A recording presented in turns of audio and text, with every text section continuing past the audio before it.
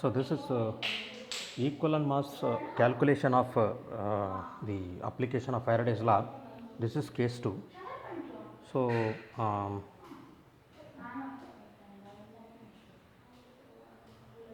so last concept video we what we discussed is we discussed all these things.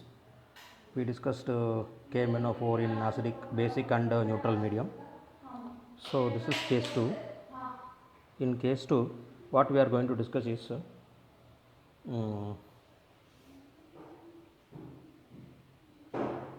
manganese dioxide. Manganese dioxide in acidic medium, oxidizing agent in acidic medium. If you suspend manganese dioxide in acidic medium, so what will happen? As an oxidizing agent, manganese dioxide will get converted to will get reduced to Mn2 plus. So therefore oxidation state is +4 here, and oxidation state is +4 here, and oxidation state of manganese is +2 here. So once again, if you do the change in oxidation state, it is 4 minus 2 is equal to 2. Therefore here n factor is 2. So what is this 2? This is n factor. Therefore equivalent mass of MnO2 in this case will be molecular mass by 2. So molecular mass of MnO2 you can calculate 55 plus 16 into 2 divided by 2. So you will get 87 by 2, which is 43.5 grams. Next, case 3, we have to take one more important compound for us, which is nothing but potassium dichromate. So like permanganate ion, dichromate ion is also one of the important compounds in the calculation of equivalent mass and application of this in the Faraday's second law or first law. So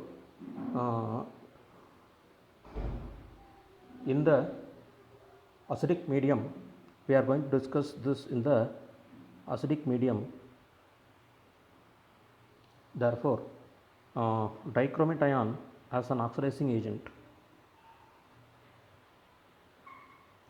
dichromate ion is going to get converted to Cr3 plus. Now oxidation state, if you calculate 2x minus 14 is equal to minus 2. So x will become plus 6. So here when we balance the chromium atom, so if you take for 2 chromium atoms, it is 6 into 2 is equal to 12. So for 2 chromium atoms, here left hand side it is 12. For 2 chromium atoms it is 6. So therefore if you calculate the change in the oxidation state, n factor is 12 minus 6 equal to 6. Therefore equivalent mass of K2Cr2O7 in acidic medium is equal to molar mass divided by n factor in the acidic medium. Molar mass if you calculate, so 39 into 2 potassium plus 52 into 2 plus for oxygen 16 into 7 divided by n factor is 6. So if you compute this and simplify, you are getting 49 grams.